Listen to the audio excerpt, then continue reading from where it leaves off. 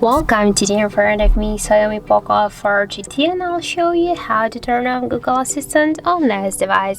So first, let's open the Google application, and after that click here on the right upper corner, on the right down corner to the More section. After that, tap here to the settings and go to the Google Assistant section. Now just scroll all the way down to the general options here, and now we can see here the Google Assistant switcher. Just to turn on Google Assistant, you should click here once on the switcher and confirm your action by the tap to turn off, and that's it. As can you see, the Google Assistant successfully turned off on our Poco device. That's it. Thank you for watching, and if you find this video helpful, don't forget to leave a like, comment, and to subscribe our channel.